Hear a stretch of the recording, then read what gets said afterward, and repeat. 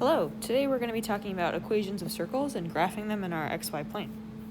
So as a refresher, a circle is a set of all points, or is a set of points that are all equidistant from a certain point, aka the center of our circle.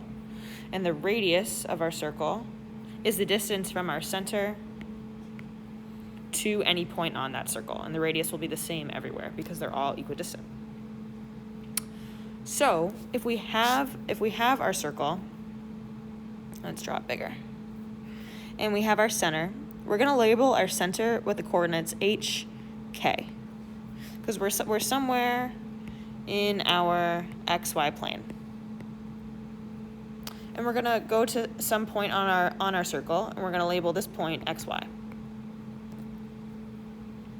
So in order to find an equation for the graph of the circle, we're basically going to find an equation using these points, essentially for our radius. So we have our change in x and our change in y. And our change in x is the distance between h and x, right? Between the x value here and the x value here. And the change in y is the change between our k and our y.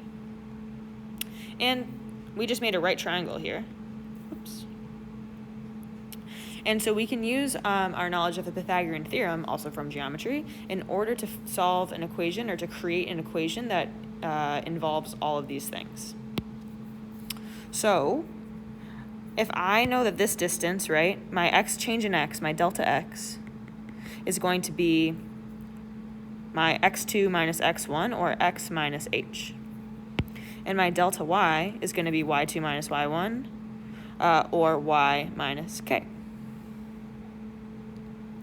And so now I can use those as my legs for my Pythagorean theorem and say that x minus h all squared plus y minus k all squared equals radius squared. So this is my first leg, length of my first leg squared, length of my second leg squared, is equal to my radius, or my hypotenuse, squared. So this is going to be our general form, or our standard form for an equation of a circle, where h comma k is our center, the coordinates of our center, and r is our radius. Okay. So now we can practice. Look back here. These are negatives, but our center is h comma k, the positive version, one. So if we have an equation that is 16 equals x minus 1 squared plus y plus 3 squared, I know that my center is going to be at 1, negative 3, right? Because of the opposite sign of what's in our parentheses. So our center is going to be at 1, negative 3, or somewhere around here. And now I have a radius of 4. Because remember, this out over here is my r squared. So I need to take the square root of 16, which is 4. And we only need the positive value because our radius is a distance. It's only going to be positive. So then I know I can plot some other points on my graph. I know I'm going to have the point 1, 1, because that's 4 units up from negative 3.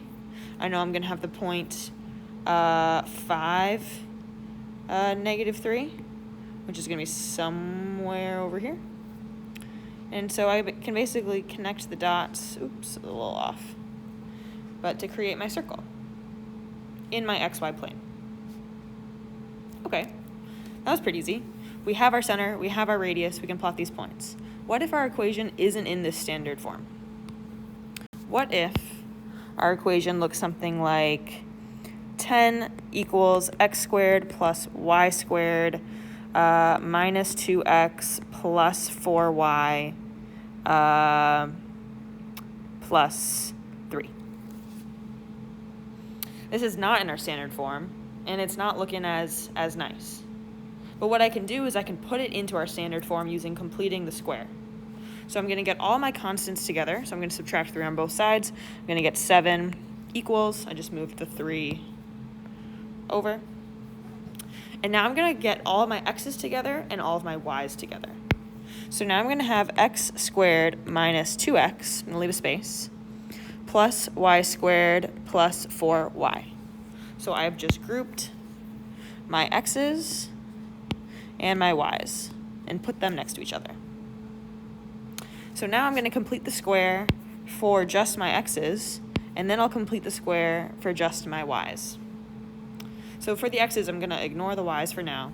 I'm going to complete the square for my x. So I know I need to add -2 divided by 2 all squared. And then when I do that there, I need to add it to the other side too. And then for y, I'm going to add 4 over 2 all squared. And now I need to do it to the other side. Plus 4 over 2 all squared. Now I can start to simplify. So I'll simplify my constants that are on the left-hand side.